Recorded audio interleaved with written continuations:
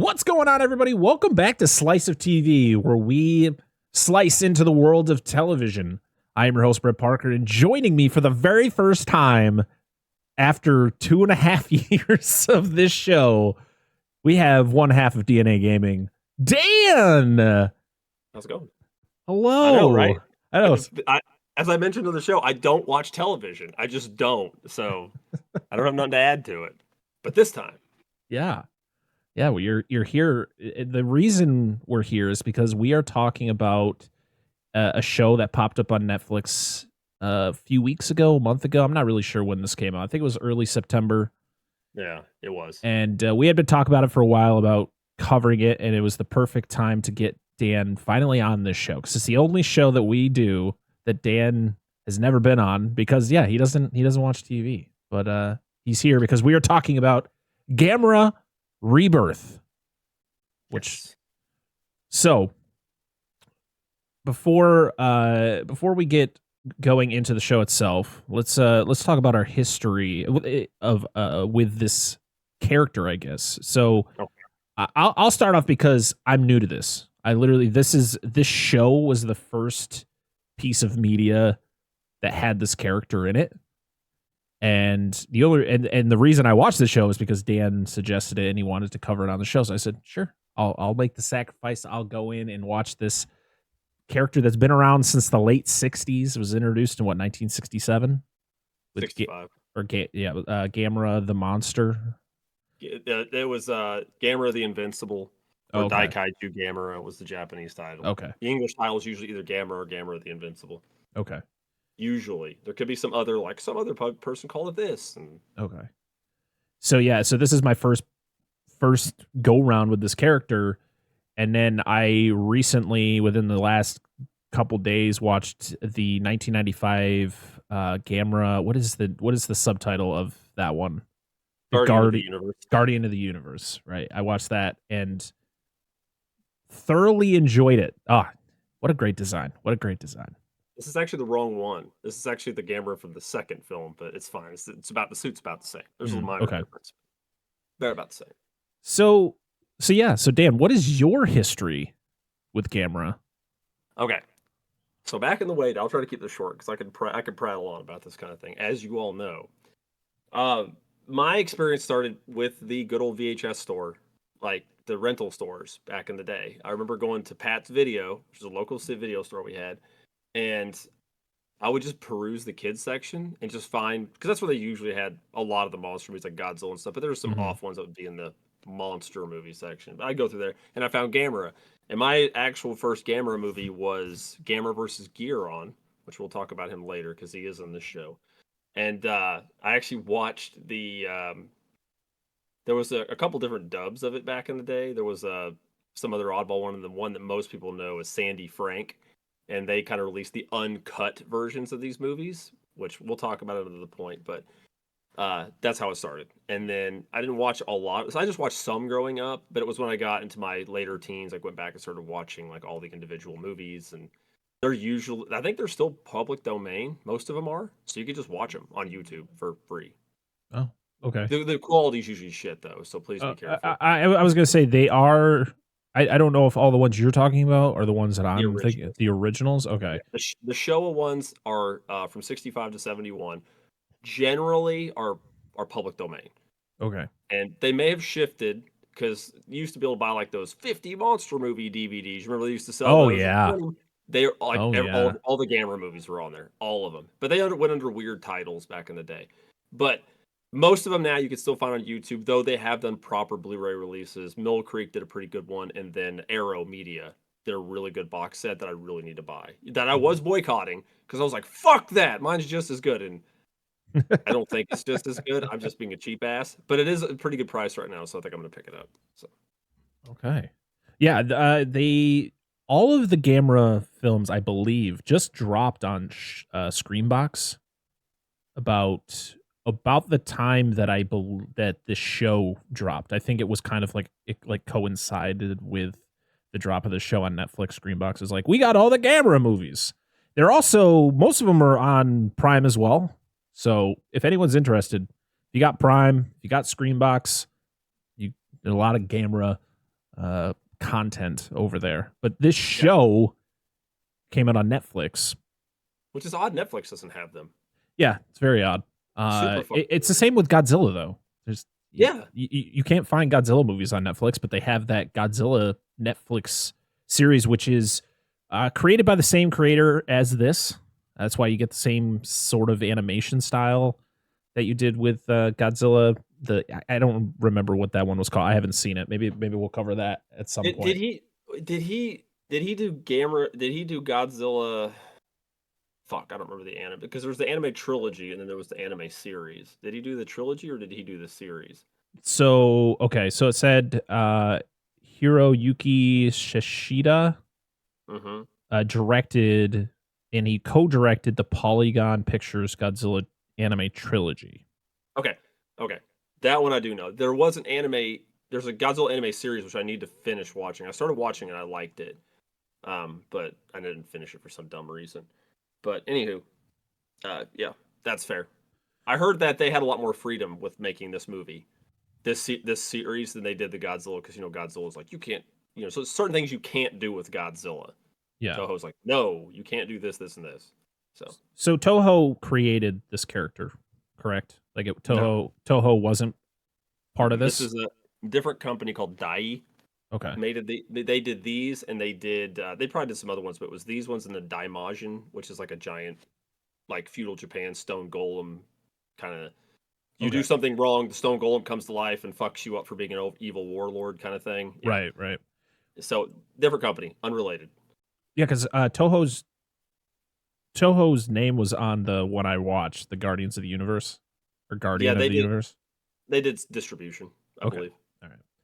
Was this character created because of Godzilla? Like, was this an inspiration from Godzilla? It feels very much like it was. Yes. And to be honest, watching this series, Godzilla has a lot of cool powers. Godzilla is probably one of the most famous monsters in the world. And I feel when they created Gamera, they were like, yeah, we're gonna give him similar powers, but we're gonna make him so ridiculously OP. He's gonna have some of the most absurd powers you're ever gonna see a monster do. There were parts of this show, and I'm not gonna spoil the show yet, because we're gonna talk about our thoughts on the show spoiler free, because that's what we do. It's been a while since we did this show, since I've done this show. There were so many moments of the show where something would happen where I physically went, what the fuck? And then things would happen, and then something else would go on, and it was all had to do with Gamera himself. Yeah. I'm like, oh, we're doing that now. Oh, He does that? Because I'm new to this franchise. Like, people like Dan, or people who have been around this character for, decades, they already know that he can do these things. But for me, little old me jumping into this character for the first time, I didn't look anything up. I didn't watch any of the movies beforehand. I watched the show, and I was watching the things he did, and I literally was just like, what? It was so funny, but also so entertaining. In fairness, there are like a trick or two he does in this movie that he's not ever done in the past. Okay. So he does have a few new things to his repertoire. But I will say this this is for people who have never seen this, and I do. We'll get to the end at the end. I won't say nothing yet, but if you ever go back and watch the original Gamera stuff or any Gamera stuff, his villains have the most bullshit powers ever. Like, it's not like you're used to Godzilla. Like, King Ghidorah shoots lightning out of his mouth, and Mechagodzilla shoots finger missiles or stuff. No. Like, I'm not gonna tell you which kaiju do it. You got a dude who shoots fucking condensed sound into a light wave that's got a forked neck, like a tuning fork, and can't turn his head. Another one that impregnates things with parasites. It shoots ice out of its mouth, shoots rainbows out of his back, shoots little harpoons that become a death ray thing, and nukes everything. This shit happens. It's ridiculous. Dude, it's like everybody's like, whoever made these kaiju are so fucking inventive for the Dai stuff. And I still love Toho's stuff. I think they just make really solid all-arounders. Right. The Dai's like, fuck it, just make them do something preposterous. It's going to be the most extreme things you'll ever see in your life. I shit you not. I have no idea, and I'm not making fun of people for this. I have no idea how one of these kaiju is not some kind of mascot for LGBTQ. He literally shoots a fucking rainbow out of his bag that blows shit up. I'm dead fucking serious. Not Gamera, different kaiju in this universe. It just blows my mind. That's fantastic. Fantastic It's stuff. a wonderful series of movies. So, yeah, let's talk about our thoughts on the show before spoiler free, of course. Yeah, of course. Why don't you start it off, Dan? I didn't know what to think of going into this because this was how many years was this? 17? 17 years since Gamera's got anything legitimate. I think the last thing I saw was like 2006. Gamera the Brave. Yeah. Yeah. So I was like, okay, I'm just glad they're doing anything. Like, I'm watching this because I'm supporting giant flying turtles, dude. Like, fuck that. Like, Gamera is really neat, and he is, in fact, filled with turtle meat. Somebody will know that reference. I like it. I enjoyed the characters. I like how that we had a nice progression of story, and I don't. You know how critical I am of kids.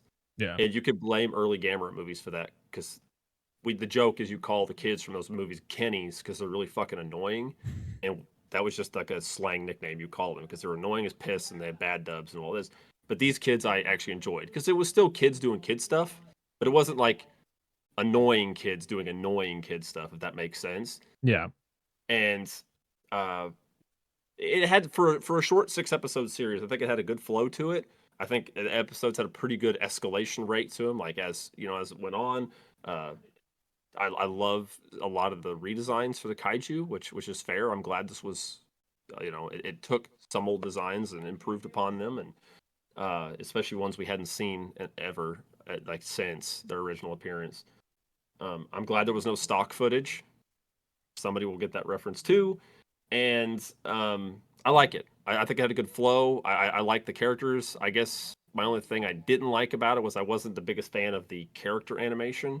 Because of course the animation budget for some of it was kind of, but it was still fine. It wasn't like horrible, and I was really taken aback by some certain things that happened in this show, which I was not expecting.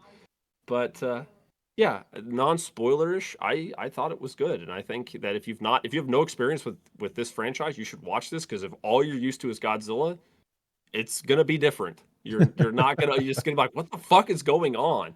And don't be like, it's just an anime. It's weird. Like, no. They've always been weird like this. Yeah, so for me, like I stated, this is my first go around with this entire franchise, which is I feel, very late to the show. To be honest, I had never heard of Gamera until you mentioned this show and I went, "Oh," and so I looked it up. And I didn't look into any of the movies. I didn't look into the design. Like I didn't even know what Gamera looked like. I just remember seeing the poster for the show, and then as soon as it came out, I turned it on and I went into it. And for me, I enjoy watching anime. I'm not an anime guy. I'm not like well versed in it. I don't watch a lot of it. I've watched very very little anime. So going into it, I just for one I watched it dubbed because I watched it at work, and so it was easier for me to just kind of focus on it when it was they were speaking English, because most of the times I do watch them subbed when it comes to anime. Of course, like when you watch the movies, you have to watch them subbed. At least the versions I found on Prime, you have to watch them subbed. Yes. Which I don't mind because I can do that if I'm at home watching it on my TV. But if I'm watching it on my phone, it's a little bit harder. So I watched it dubbed, and actually the dub work is pretty good. The voice acting is pretty decent. I there was a couple characters I was like, it doesn't really match up and all that. Special shout out to Todd Haberkorn. He's a voice actor. Doesn't do anybody big, but I love him. He does a lot of characters I'm familiar with in older anime. Well, they recent dubs older anime. So, that's cool. So, yeah, seeing the character and what he could do was really cool. I like the design of all the kaiju in the show. The human characters aren't super annoying. Like you said, like a lot of these kaiju films or even kaiju shows or whatever, human characters are just kind of annoying, especially when it's kids. Gamera has a outside of the '90s stuff, which I think is just really the characters are all fairly well written and just good shows in general. But the '90s Gamera movies, the characters are, I mean not '90s, sorry, the original series Gamera movies are just the characters are all trash. Like they're just bad. But yeah, I enjoyed it to a degree. I just thought it kind of played like a video game, and I feel like that's how just these kaiju movies, film, anything that has to do with kaiju, that's kind of what it is. Every movie is just that main kaiju fighting another enemy. And it's funny because on the poster for the show, it's Gamera versus 5 kaiju. So literally every episode, it fights a different kaiju. But the cool thing is it plays into the future episodes. So like when it fights a kaiju and defeats it, it's going to play into that next episode instead of just it kind of cutting off. And I know there's like Godzilla movies and there's Gamera movies that kind of are just like, that movie is just its own thing, and then you get to the next movie and it's a completely different set of story there that doesn't play into whatever happened before. Whatever, not a big deal. Don't care. But I love like Gamera's. I mean, to be honest, when you're watching, you're just like you feel like you're watching just more Godzilla. Like Gamera is just. I mean, he's another version. He just clearly he's inspired by Godzilla. Some of his move sets are very inspired by Godzilla. The way that he sounds is he's got his own unique sound, but very similar to Godzilla. And but he's to be honest, really cool. Like you said, his enemies are really cool to watch. And very creative and yeah. And to be honest, this whole because I was watching Gamera when I was watching Gamera Guardian of the Universe, they played into the fact that this girl is connected to Gamera. Like they're like I don't know, like telepathically connected or some way where like if he gets hurt, she gets hurt, and they play a spiritual bond or something. Is that something that plays into most Gamera movies? No. So they just took that one and that inspired this show because we have a character who ultimately is connected to Gamera. Yeah, well, that idea is used, yes, but it was that started in the '90s trilogy. That's all throughout the '90s trilogy, okay. And that's the one that I mean, it's no offense, it's the best series of Gamera movies, and I think it's better than most of the Godzilla movies at the time too. Okay, like they're really good series of films, and it's a really good idea. It's a unique idea for kaiju movies. I feel at the time. I'm sure there's some other obscure shit. It's like, no, this did it first, and it's fantastic, but yeah. But yeah, overall, I had a good time. It was only 6 episodes. They're like 45 minutes a piece. Yeah. Nothing too crazy. I feel more people, if you're a fan of Gamera, if you're a fan of kaiju, you need to check the show out. It's a good watch. The only thing I really kind of have a gripe with was I wasn't a fan of the anime style. Just it kind of seemed very, very clunky. Yeah. And it was because I would have loved to see it in like traditional 2D anime style, like what you would see with most animes now. But instead, it's like this weird it's like looks like 2D traditional, but they like put 3D modeling over it, and it just looks weird in the way that like characters move. Sometimes it's just very sluggish. And I mean, the kaijus are the best looking parts of the show. The human characters are just like, ugh. Yeah, I wasn't a big fan of that. And I guess that was a huge gripe with critics, was the fact that like the human characters are really cool and the story is fun, but the animation is just nothing to write home about.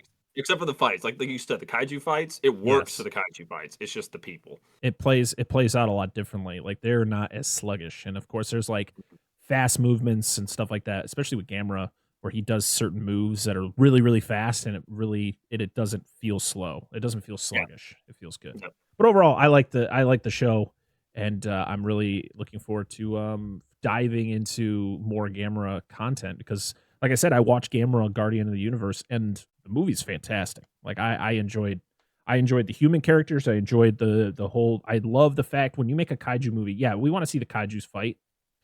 But I also like seeing like how the humans react to it and how they're able to try to stop the fight. Kind of like how Shin Godzilla was. Why I liked Shin Godzilla, because you got a really good in-depth look into like how are we going to stop Godzilla, or like in this one it's like how are we going to stop Godzilla, or sorry, Gamera and what, Gauss, is that how you say it? Yep.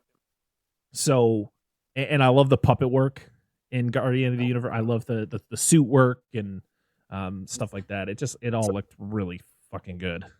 Important to note, and I'll talk about when we cover it, because I do want to cover the trilogy on the main channel because I think it's worth covering. The Gauss in that movie is actually portrayed, was the first time a woman portrayed a kaiju on the big screen. That's awesome. Yeah, so it's awesome.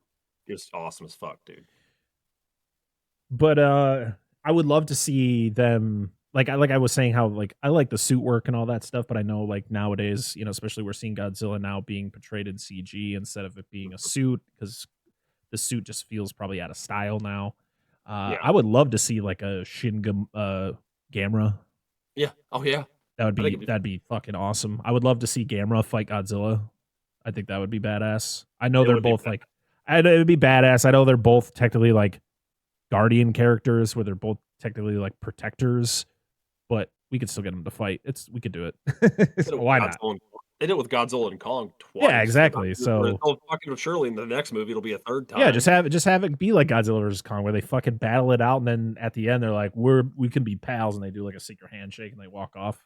Yep. Into the water, because Gamera does the same thing as Godzilla. He's like, he ends a fight, he's like, back to the water, just walks in, and you're just like, movie over. And you're like, wow, they couldn't even change that.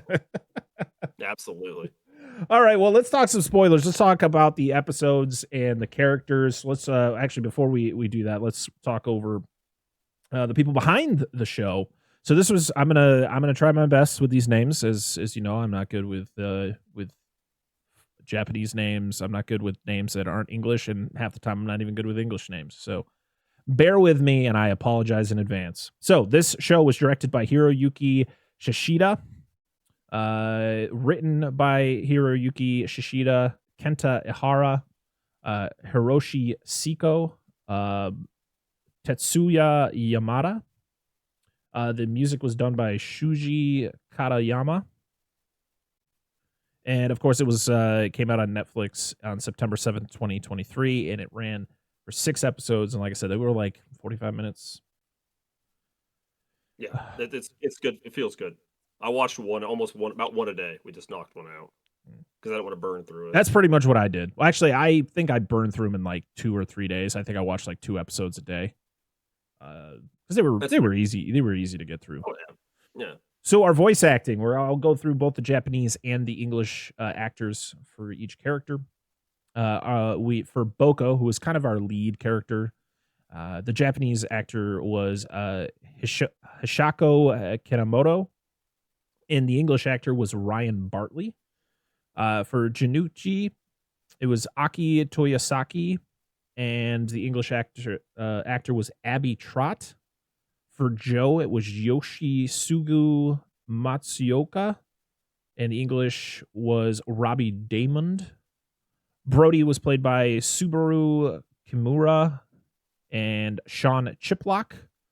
General Raymond Osborne was played by Kazuya Nakai and Patrick Seitz. James Tazaki was Mamoru Miyano and Kaiji Tang. Emiko, I'm not even going to pronounce that last name. Emiko, that's literally the only name you hear, so you don't need to know her last name. Sayori Hayami and Susie Yang. Nora was Marie O. I don't know what that name technically is. So that's fair. I think it's Melchiori, by the way. Their last name Emiko is Melchiori, I think. Okay, Melchiori. Okay, yeah. I just had to read it like 4 or 5 times to kind of get it in my brain. In the English was done by Karen Strassman, and Winston Griffith was Wataru Hatano and Todd Haberkorn. Todd Haberkorn, dude, he's or the fucking Haberkorn. man, dude. I love him so fucking much. So yeah, let's talk. We're gonna go through each episode, kind of talk about like what we liked, what we didn't like, and talk a little bit about each kaiju in each episode. So the first episode was called Over Tokyo. And this is where we meet our core characters, Boko, Joe, and Junichi. Is that how you pronounce that? Junichi. Yeah. Is it Junichi? Okay. And we also meet another core character who, in the first couple episodes, is a bully character, but then he becomes like part of the group once his friends kind of get out of there. His name's Brody. And this is where we like there are three core friends that I guess Boko is moving away, and so they're trying to get a transmitter to try to talk to each other once he moves away, but they can't afford it, or like they just get enough money, and then they get confronted by Brody because he's an American, and his American buddies are going around stealing kids' money. Yeah, it's a common thing for not that, but like military bases, American military bases in Japan. Yeah, there were quite a few of them. Oh yeah, I mean, still are today. Yeah, yeah. I had a friend that was in the military, but he used to send me figures and stuff from Japan. So yeah. So this is when we meet our first kaiju that Gamera will fight, and that is, it's not Gauss, like the big version of Gauss. It is like a bunch of smaller versions that kind of like swarm Tokyo, and this is when Gamera shows up to fight them off, and you find out that like as they start getting bigger, like once they eat, right? Mm-hmm. We also get a weird subplot where the kaijus are primarily going after children. Yes.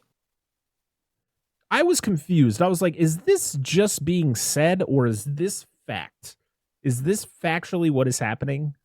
Like, are the kaijus actually just focusing on children? And I feel like, did we ever get a why? They kind of explain it at the end, but I guess we'll get there when we get there in like episode 6 or 5. Right. It's just trying to get that fucking reveal. Yeah, so it's a very introductory type of episode where you're just kind of meeting all the characters. You find, just little tidbits about like Boko doesn't know how to ride a bike, and Joe is a very protective. He's not related to Boko, but he's very protective of him. And Junichi is very smart. Like he is the bookworm. Yeah, likes military conspiracy theories, cryptids, UFOs, shit like that. Yeah. And sorry, go ahead. Oh, I was just gonna chime in and say that I think this is fair. This for a first episode because it gives us, for those that you don't know this, but Gauss is Gamera's King Ghidorah. Like that is his antithesis. Mm-hmm. Like it is his big bad guy. If it's anything, it's always fucking Gauss. So it's really exciting to that be like the opening thing. Mm-hmm. But I was kind of like, I like, you start with your best card, man. But whatever. But the Gauss are cool. This is the depiction you saw in the '95 Gamera. Yes. Of smaller Gauss eating, getting bigger, find the eggs underground, and they kind of grow from there. And that's where that whole idea generated. Because there was a Gauss in the '60s, of course, in '67, and he was it was just a big Gauss, and he ate people, and he was just as weird. I mean, well, he's more weird back then, but he couldn't turn his head because he had that triangle, the plate on his head. Well, he does, but the reason is because his beam he shoots out of his mouth is sound. It's compressed sound. Okay. And his neck is forked, so he can't turn his head. In the original ones, and newer ones, obviously. Which, of course, you saw that in Guardian of the Universe. Yeah, when they break out of the cage, they shoot that laser and just fucking cut. Oh yeah, cages. I mean, you see it in the show too about how they can just shoot lasers and stuff. Fucking sweet, dude. They don't really show it in like that's like I feel like the movie showed it very slow, so you could actually see the full process of Gauss using the laser. Where this one was like they were just shooting lasers out of their mouth. Like they were just fucking murking humans, Yes, like they're chopping just their limbs and shit off. oh, it was the show not for children, not for children. No, Not especially at when they're all. like, dude, like the episode just started, and he's like, "Fuck the police," and I was like, "Ching!" No, I was not okay. I was seriously was not expecting that because Gamera movies, especially the old ones, were weird because they were really geared toward children, more Yeah. so than Godzilla movies at the time. Like, really for kids, like Gamera is the guardian of kids, or is the friend of all children, whatever. And then next scene, you have this monster dying a horrible death, graphic, and like, what fucking movie? What message are you sending? And this show does not slump off. I mean, there's some good violence. It's not as over the top, but there's a lot of language and there's some sub themes going on too. So yes, not for kids. And we get to see some cool we meet Gamera. Mm-hmm. And of course it, very Godzilla like, as we stated before, but it's a giant turtle. Literally, that's what Gamera is. And it shoots big balls of fire out of its mouth. It's not like one beam of fire. It like shoots like fireballs. It's kind of like Bowser. Yeah. It's literally, that's what Gamera, I keep saying Gamera. It's what's in my head. Gamera. It's what Gamera is like. It's just, that's what I swear when Nintendo created Bowser, they're like, that Gamera. Yep, that's what we're modeling him after. So yeah, he shoots fireballs. He can fly, which I'm like, that was my first like, what the fuck? And the coolest thing is he has normal arms. Well, as I say, normal. He has like what you would think like a snapping turtle's hands would be like. They got claws. But then when he flies, he gets flippers like a sea turtle. And it's just blue beams like rockets, and he flies. And it's crazy. That's fucking awesome. And that is not even the craziest thing this fucking turtle does. This turtle does some bonkers stuff. So yeah, that's kind of how episode 1 ends. Is kind of Gamera fighting all the little Gauss creatures, and then there was one bigger one that it ends up fighting as well. Fucks it up. Oh yeah, yeah, he does. And so then we move on to episode 2, which is called Undercurrent, which is this is when, so after the end of episode 1, Brody kind of joins the group unofficially, like he kind of just gets included. He also moves himself in. He's like, yeah. I didn't just beat the shit out of these kids earlier. Like, yeah, because the kids like saved him because he's a bully, but he's a coward under like stressful. Oh yeah. Saved his life and well, he got the whole thing on the roof where they're watching everything go down, and he's just like, but the American army, we're the best. Like, how is this happening? I don't understand. We're Americans. And I'm like, oh, boy. Oh, boy. I do want to point out, though, I think this series takes place in the late 80s. It is 1989. I actually did not know that until I read it on Wikipedia. I didn't know that. I just guessed. It has to be early 90s, late 80s. So it's cool. Very, very awesome. So, yeah. So episode 2, pretty much, every episode kind of, there's no like break. It just starts off where the episode before ends. So Brody joins with the group, and they get picked up by James and Emiko, or is it Emiko or is it Emiko? Emiko. Okay. And James he's like, he's there like, oh, we're here to help you. But you got to come with us. Yeah. He's got his suit on. He's in the middle of like a war zone. He's like, fucking hair. Yeah, and they make. I like how they make fun of it. Like the kids make fun of it throughout. He's like, do you see how he's always swishing his hair? He keeps touching it. And Emiko is like, we're here to protect you. We want, we have things to show you. And they get these like communication devices, which are like super advanced tech. They're able to like talk to each other, and of course that's when they find out Brody is part of the whole thing. You find out Brody is also the son of the general who's there, who you see earlier in the episode. And of course, Brody is one of those like stereotypical like military boys where the dad is like, stop being an idiot, you're fucking stupid, listen to me. And he's like, you don't love me, Dad. And then at the end, it's like, of course I loved you. That's the whole story arc. Brody does become a better character throughout the series. He does. Which I did enjoy that. I like the arc he had, because he started off as a one of those characters like, I can't wait for him to die. There's an overarching theme in this show, as was the original Gamera series, is adults suck. That's a 100%. pretty big overarching theme here. There is no likable adult characters in this show. It's all the children. Really. So yeah, they work for the Eustace Foundation, and their job is they're studying all these kaijus. Yeah.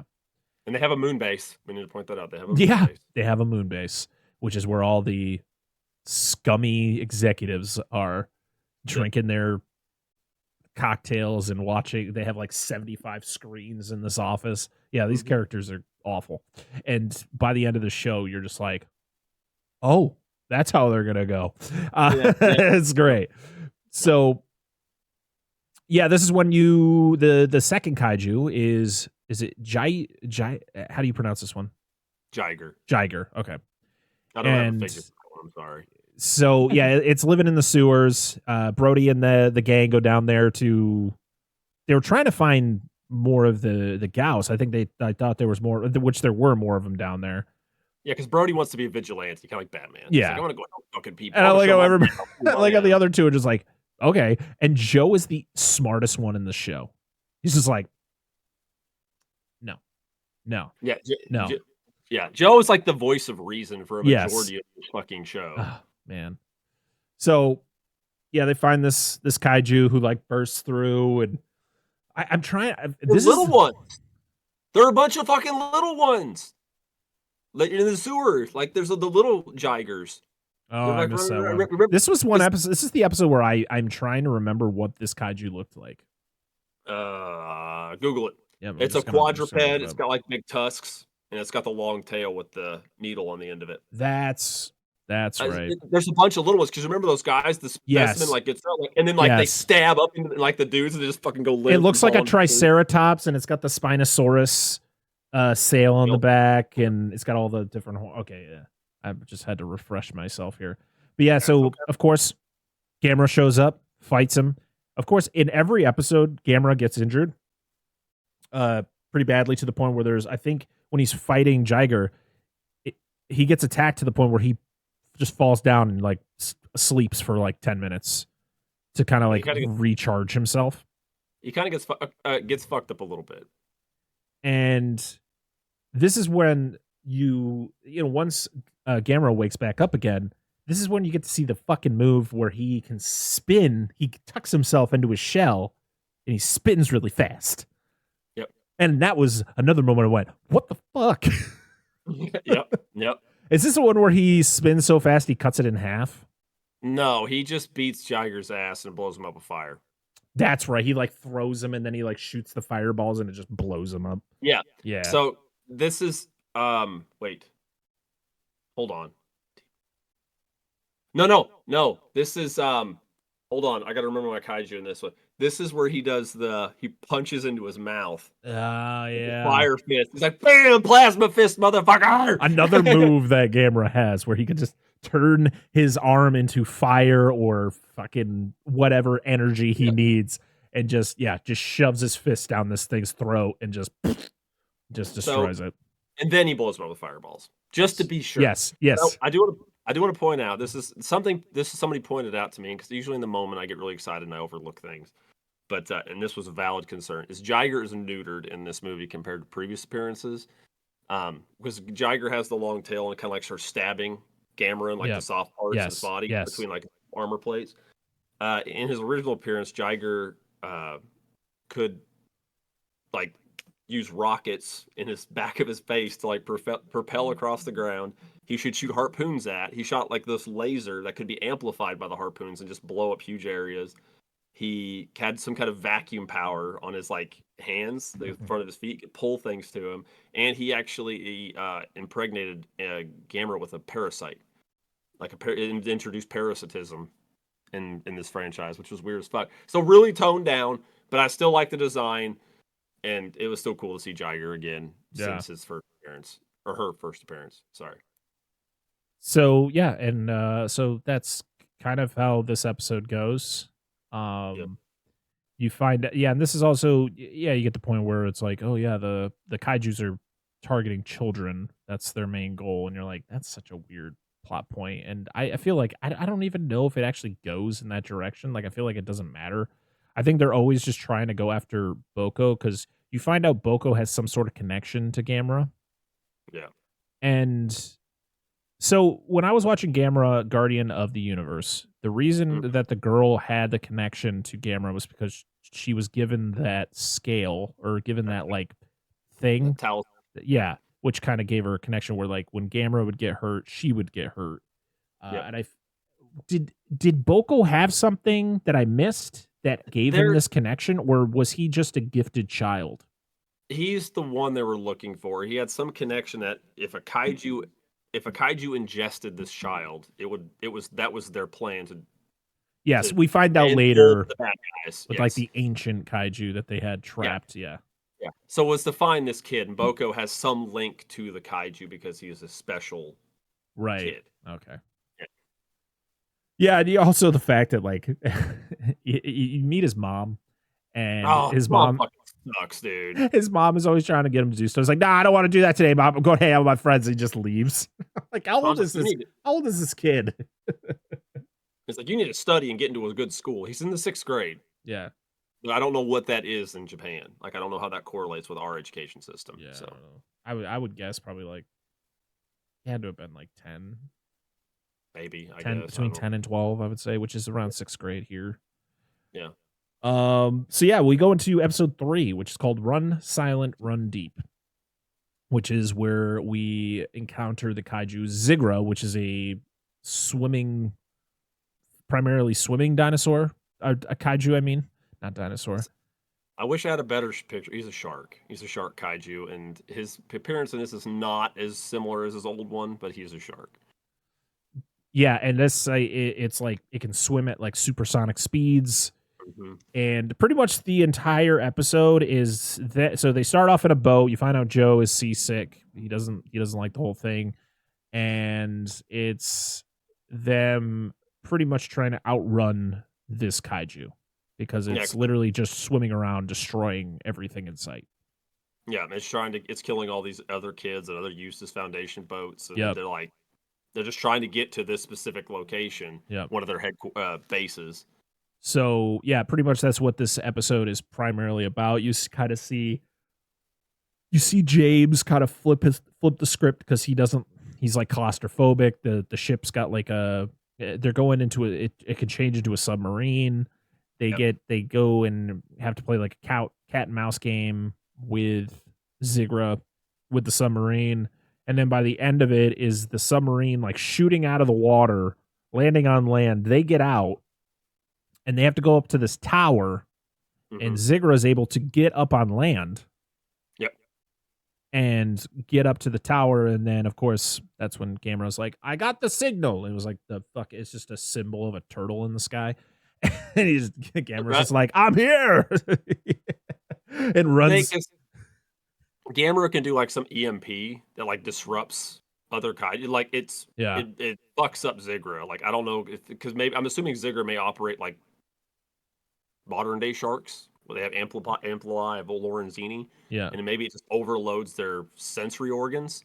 Right. And you get the cool scenes of Gamera underwater fighting Zigra, which while Gamera is formidable underwater, Zigra's way more designed for it than Gamera is, and kind of gets his ass beat a little bit. And then when Zigra goes on land, it's like, I got you here, motherfucker. Yeah. So yeah, we get the fight up on land, and it's actually kind of a short one. Yeah, Gamera makes quick work of Zigra because like they said, he's it's not a land kaiju. It's very like awkward. Yeah, he just gets fireballed. I was kind of a little disappointed with Zigra in this because I thought he was a bit underwhelming. Like, he's cool in the water, but like once he gets on land, he doesn't really do anything. Mm-hmm. And I may be misremembering the movie. I watched most of it today, and the thing is, I'm upset that when Zigra died, Gamera did not play his theme song on his corpse, and that makes me very upset. Why am I not surprised that that's a thing? Plays his corpse like a xylophone to play his own theme song. Fucking happens in one of the movies. That's amazing. So yeah, this whole event fucks with James. He's just not about it. He's like, I gotta get out of this job. This job sucks. I just want to go to the moon. That's all he wanted to do was go to the moon. Yes, that's his ultimate plan is going to the moon. Of course, you also see the fact this is when Junichi and Emiko are like forming a friendship, and you see like Emiko, she's so nice. She couldn't do anything wrong, right? She couldn't be evil, right? And then we get our stereotypical bathing suit moment where she has to come out of the bathing suit. Yeah, and all the guys are like, oh, we're going through the change. Brody's talking to the bros. Yeah. He's broing it up with his bros. Yep. And he's like, what's up with Emiko and Junichi? And he's like, what? Girls talk? And it's like, ... That's when you realize that Junichi was a girl the whole time. I had no fucking idea. Yeah, me either. And I was like, what? Yeah, I was like, oh, okay. I don't know. It was like a toss up for me. I thought she was a girl in the beginning of the show. Maybe it's just because of the voice acting. Yeah. And I kind of like, but sometimes with anime, because like the voice of Boko is a woman. Yep. So Ash Ketchum. Yeah, it's just the way animation works. You have a lot of. I mean, Bart Simpson's voiced by a woman. Yeah, exactly. How it goes. It's a child, so usually, women. It can be easy for a woman to, do a voice for a child. It's not that big a deal. It's just it's like a but twist. Man, they drag it out with Brody and his reaction to it. Like, what? She's a girl. No, and then he starts to like he's got a crush on her now. Like as soon as he finds out, he like forms this crush. He's always trying to find ways to talk to her and all that stuff. Oh my god, it blew my mind. It was So we get that whole thing. And then by the end of this episode, you find out that all the kaiju are being powered by beryllium, which is this like mineral or rock or whatever. So then we move on to episode 4, which is called Kill, which is where they go to an island, like it's pretty much like an oil rig. Yeah, where they're doing experiments and stuff like that. And James is going through some shit. He's contemplating quitting. And this is when we meet the kaiju Giron, Go ahead. Who is literally a kaiju with just a massive blade on its face, and it fucking spins around, and its body is made out of Play-Doh. It just fucking, it's crazy. We were going through. I didn't look at any of the scripters for any of these episodes when we started watching. I was just guessing the kaiju as it came up. When this one came up, I told myself it's fucking Giron. I guarantee it. And I was sure as shit I was right. Giron's a fucking beast. Yeah, dude. It's so fast, and this is when Gamera shows up and fights Giron. This is when Giron amputates his Gamera's arm. Like this is when Gamera gets fucked. Yeah, this is like the most damage. Fight, yeah, this is like the most damage Gamera takes as at least at this point. Mm-hmm. And I'm trying to remember, how did Giron get killed in this? Well, I remember. I'll build it because I love doing this shit. So like everybody's like everything's going to shit. Boko's like, no, Gamera can't die. And then Gamera gets fucking impaled by Giron. Like, your shell don't mean shit to Giron. Just fucking straight through him. And then you think Gamera is dead. And that's when he does he spins as the shell and just cuts him. Oh, that's right. He's the one who gets split in half. Yep. We didn't mention that Giron, it's a little different in his original version. He can shoot, like, beams out of his blade. Well, yes and no. So in this one, he actually, if you notice, it's the plates further on his back because it's all metal. Like he's got those bony metal plates all the way down. They actually go down his back and off the front of his blade. Oh, that's you see him stick into the wall and into Gamera when he gets it in his fucking eye. Oh yeah, yeah. And that's in the original film. He's still very similar to that big dude. Blade chops everybody up. Fucking bruiser. That's just how he is. But he had fucking ninja star shurikens in the side of his head. He would shoot out at people. It's ridiculous. That's insane. It's great. So that's pretty much how this episode goes. There's really not too much extra stuff. It's mostly just some little bit of side plot And then you see the kaiju, and then it's like, what are we gonna do to defeat this kaiju? And then Gamera shows up, fights it. But this is the one where Gamera takes the most damage, at least to this point. Yeah, and Giron, like, he fucks up this whole. Yeah, he's just spinning around, just destroying all the establishments. Destroying everything, trying to find the kids. I know Junichi and. No, who is it? It's Junichi. Two of them are together. Junichi and I think Brody were together. Yeah, and Joe is with Boko. Yeah, and then Boko and Joe keep fighting because they're having some issues. Like their friendship is like being taxed and shit like that. Yeah, because Boko wants to do things, and Joe is kind of like trying to hold him back. And Joe's like, "Don't be a fucking idiot." Yeah, but Boko's like, "I'm young and I want to do things," and yeah. And then of course they with everything that happens. They're afraid, like, Emiko, where is she? I gotta find her. She could be in the rubble. But James ends up, the head. Yeah, James finds her later on. And then and they got that one dude. I can't remember his name that tags along with him. He's the guy that gets injured. He gets like shot. Oh yeah, and he's injured the whole rest of the show. He's just like, "Are you dead yet?" He's like, "We need you to help." It's like, "Can I patch this up?" It's like, "No, you gotta go lift those things." But I die. Keep working, you cocksucker. I don't know. So then we move on to episode 5, which is The Moon is a Harsh Mistress, which is kind of where everything flips on its head. You find out that Emiko is kind of the villain of the show. She is trying to awaken this ancient kaiju called Virus, which is just a giant squid kaiju. And it needs children. It was going to say, like, they found out, like, throughout civilization, they were feeding children to Virus, and that was how it was powering him. And I guess it was to control the population. That was, like, the main purpose. If this is where we find out that if they feed the specific child, because of course the kaiju like eating children for some reason. I don't know why. But they feed them the one child they're looking for, that these specific people can fully control Virus, because they have limited ability. Like, they're just kaiju; they can't really control them all that well or do much with them. So, but if you have full control, the idea was to wipe out the human population because there was too much, right? And leave like a minimal, like, what, 1 to 5% left, right? Like on the moon or some bullshit. And that's when you find out that, like, the kaiju were designed by an ancient civilization. It doesn't exist anymore. This is where you find all this shit out. So yeah, and so Joe, or the Boko and the rest of the gang, they find out that Emiko is bad. James has to work with her because it's kind of the only way he's going to get a ride to the moon. Everybody turns on everybody. They got to feed the kids to Virus, and then they're able to escape. And Virus wakes up, breaks out because of James. Yep. And they're going to go sneak onto the rocket before Emiko and her crew can get there. And they get there, and they're able to launch. And this is actually, I loved the shot where Virus, like, emerges from the ground as the rocket is starting to launch. And it's like, you see the tentacles trying to get it, and, like, it's just so close.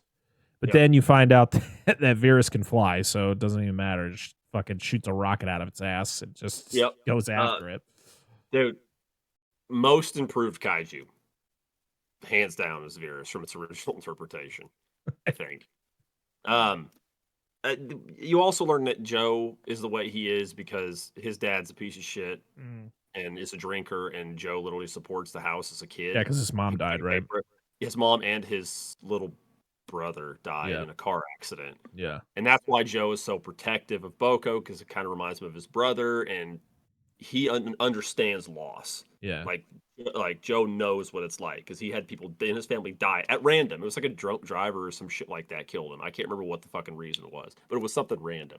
Right. And that's why and then there's this huge argument. That's what they keep fighting about, because, like you said, Boko thinks he's invincible. He's a kid. I can go do this. I can save the world. I also love randomly will always save us. Yes, that is literally his mind. Like, oh, Gamera. Like, he is just, like, infatuated.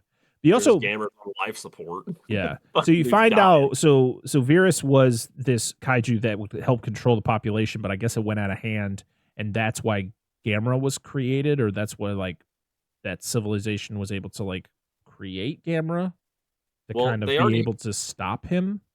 They already had him made, but some people in this civilization changed him. They changed his because they're genetically designed creatures. They changed his DNA so he wouldn't, or his programming so he wouldn't be evil. Right. Essentially, because we get to see a glimpse of that in the final episode. Yes. So yeah, Virus goes up. Oh, I just want to mention the fact that throughout the series we have this one general who is just sitting in a tank the entire series. Yes, the Japanese space Special Defense Force. Yeah, I just love the one woman who just keeps opening the hatch and just gives him all the information. He's just been sitting in this tank the whole time. But that's relevant though, because they talk about that shit in Shin Godzilla. They can't do anything without all this approval as a self-defense force because of all the bullshit from World War II and all the shit that we put on them. They cannot do anything without this very specific series of shit they have to go through to do it. That's why it's just them sitting around. I feel like it's been long enough. We could probably give them a little bit more. They have their moment. They get their moment. So yeah, and Virus goes after the rocket. The rocket, there was some malfunction in the rocket where the booster doesn't come off or something like that, right? And then they can't. Yeah, the eject doesn't work because when they're trying to take off, you realize Virus is a fucking satellite cannon. Yeah. Because he goes to shoot him and Gamera hits Virus at the last minute, so it kind of just hits the front of the ship and doesn't blow the whole thing up. Yeah. And then the dude that has been bleeding out for 2 episodes finally dies. And fucking poor James gets like massive head trauma. Yeah. But yeah, when they're in the rocket and Virus is going after them, yeah, Gamera comes up and does his thing and literally comes back down like in this fucking supersonic rocket and just goes right through Virus. Yeah, because Gamera does something where he can manipulate when he manipulates gravity to some extent. So Gamera is like the Virus's beam, and Emiko's like, fuck. Yeah. He can manipulate gravity. Like, so nobody knows apparently what Gamera can do. He just whatever he pulls out of his ass. Yeah. It's because this is when Virus's corpse like crashes back down and destroys where Emiko and whoever was left with her, like in that tower. Yeah. At least he had the decency to come back. Right. And this whole event, because Gamera uses so much energy, kind of like puts him in a coma of some sort. He just like falls. He's just like all of his energy has been used. Yeah, because he's just depleted as a really young supply. Joe sacrifices himself to save everybody else. And they crash down in the most, like in a way where I'm like, I don't think that's how that would work. They'd definitely be dead. Because they were trying to eject and they couldn't eject from within the pod. Somebody had to get out in the spaceship. And it was odd.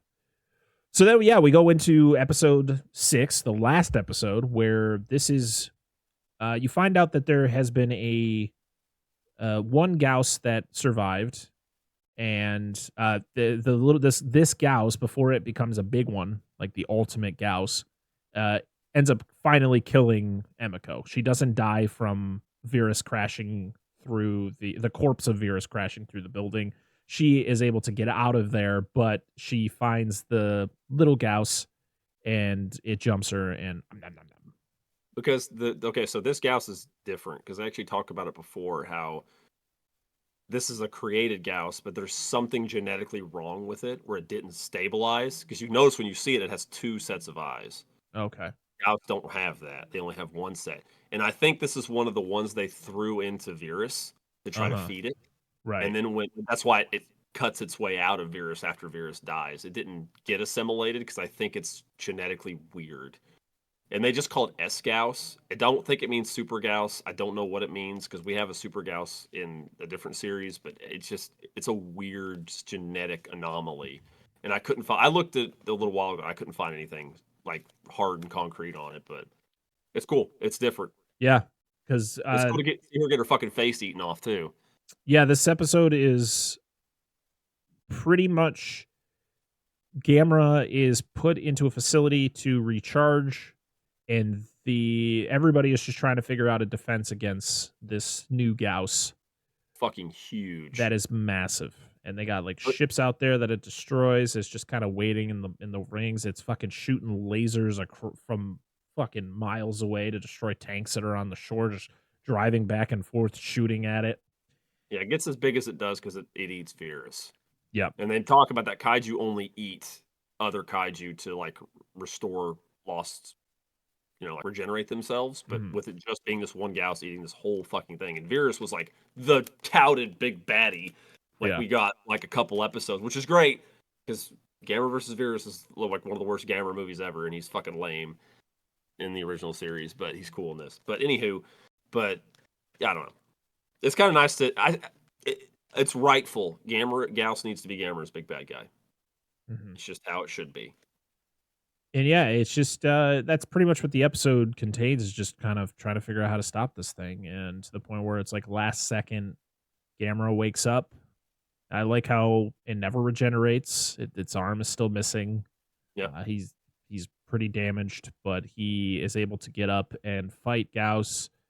It's a little tussle. Doesn't go as long as I was expecting it to.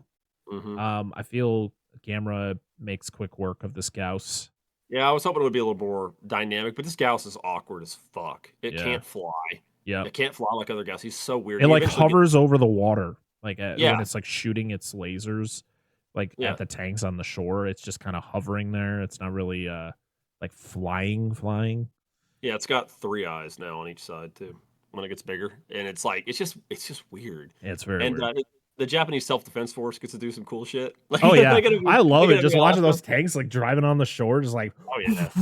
And that one dude who's just been sitting in that tank for like a week straight, just like, it's my time. Yep, him and his the female lieutenant or whatever. Yeah, so they fun. Just do some fucking work, dude. It's so great.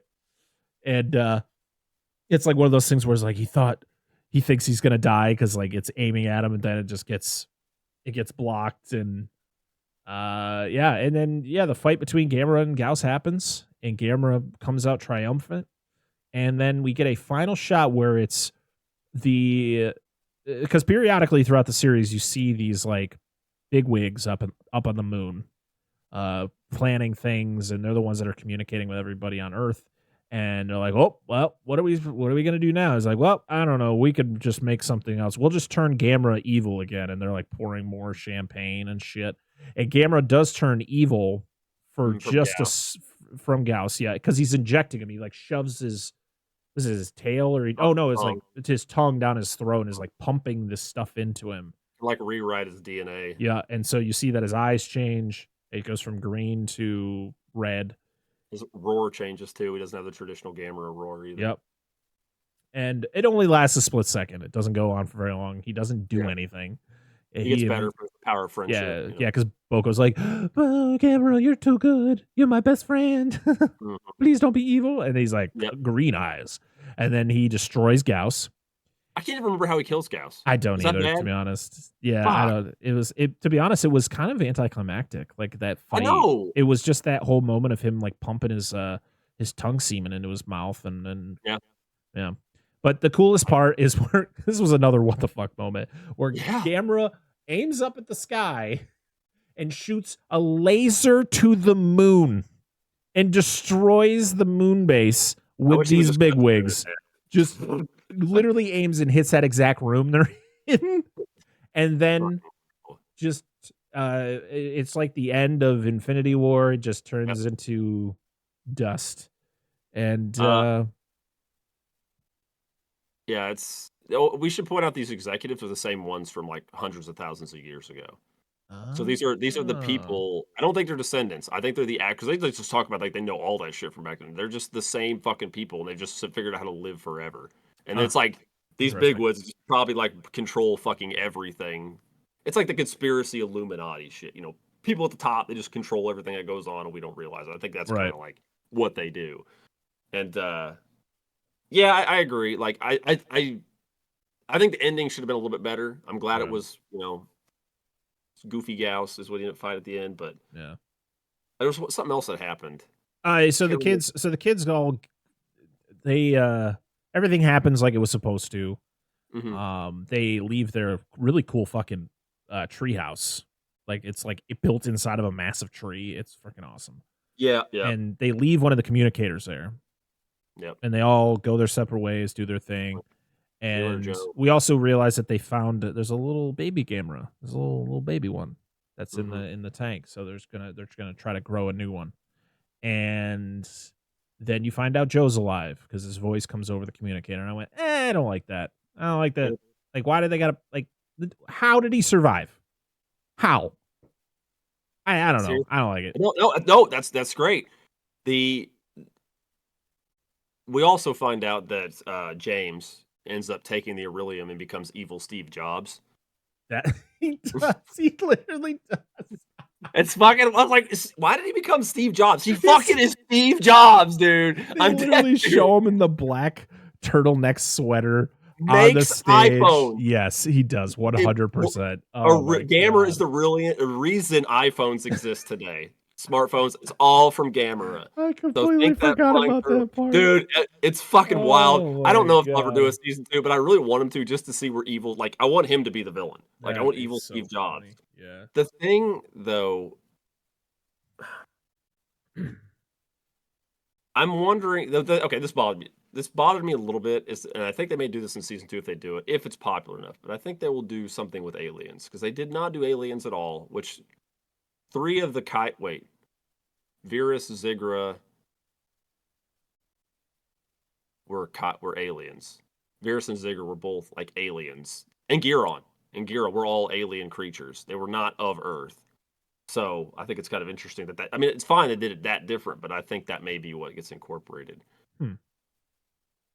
I don't know. I don't know where they'll go. Like, they got Gamera doesn't have a big kaiju roster unless they just make new stuff, which I'm fine with, but like, I don't know where they'll go from here. Right.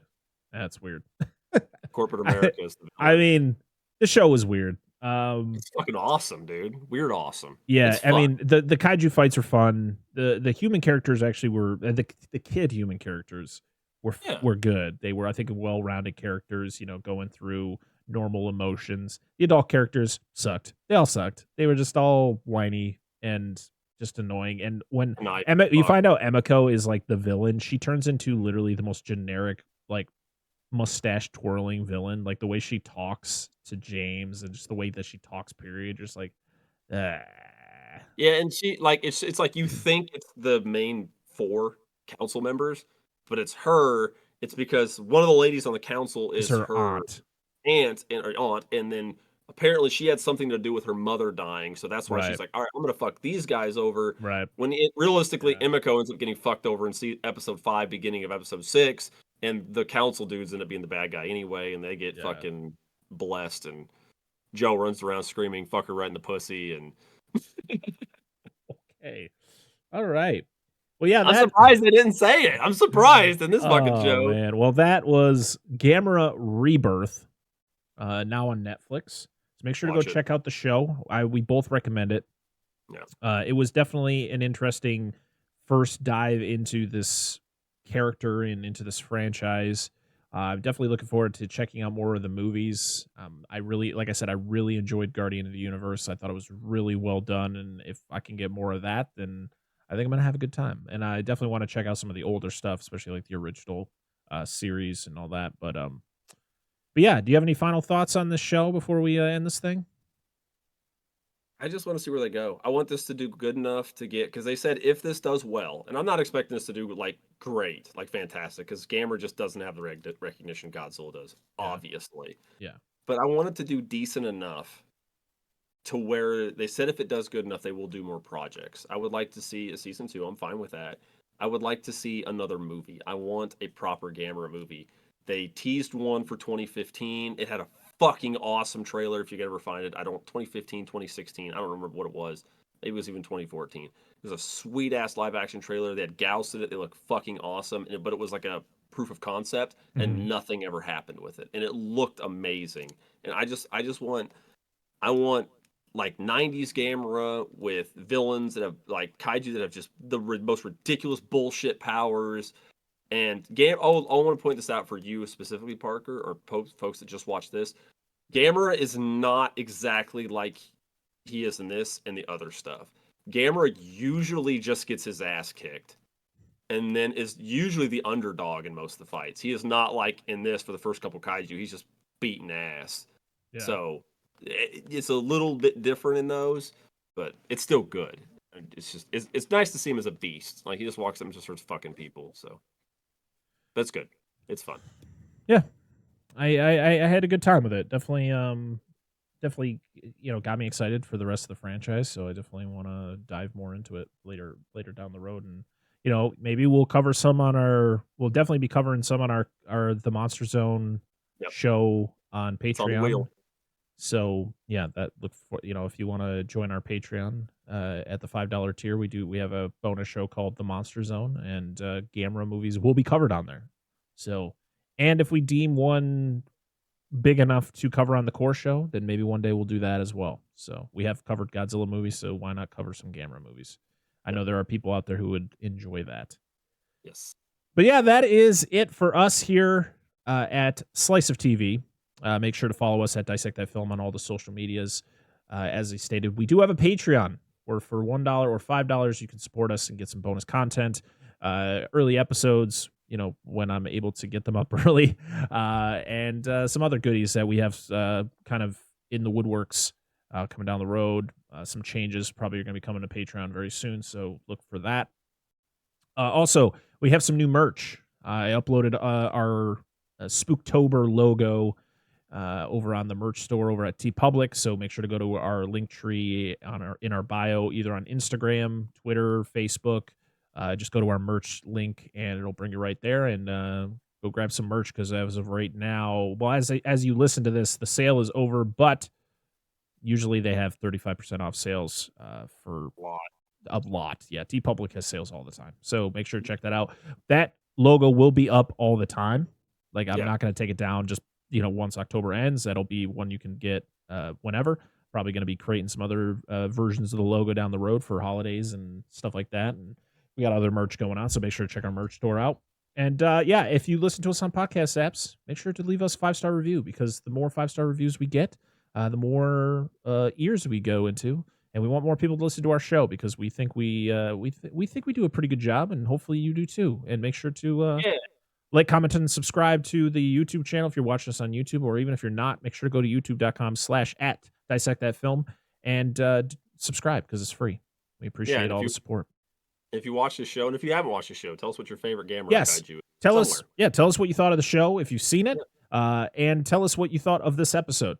Give us some notes. Tell us, what we could change, because Slice of TV is definitely a show we don't do often, and I haven't done one in a while. So make sure to be like, hey, maybe don't do this, and I'll take it into consideration. Because we like to get viewer feedback, because we want more people to listen to the show. And if you don't like what we're doing, we want to tweak certain things to make sure you enjoy it. So. First comments could be like, "Don't invite Dan back on." Thank you. I highly doubt that. I think you're like the most popular person on the show. Like, I think when people are like, "Dissect That Film," it's like, that Dan, he's hilarious. No, and then it's your wife, and then it's like me. I'm like, no, like, fuck the host. Dude, you're the face, dude. You're the face. I'm just the guy that makes noises and has a nose. So, when you're listening to this, the episode that'll be coming out this week. We have, actually, while you're listening to this, our Conjuring The Devil Made Me Do It episode is out with our friend Darren Lundberg from Nostalgia Cast. It's a long one, but it is worth every minute, because Darren is a smart man, and he brought a lot to that episode, and it was a lot of fun. Always a great time having Darren on the show. And then on Friday is our first episode of our Spooktober favorites, where we're talking about Angela's pick, Trick or Treat from 2007. And we got a lot of stuff, so make sure to tune in to Dissect That Film wherever. Just type Dissect That Film. We're all over the place, so we appreciate all the support. And until next time, I'm Brett Parker. That is Dan from DNA Gaming, and this is another episode of Slice of TV. See y'all again next time. Bye-bye.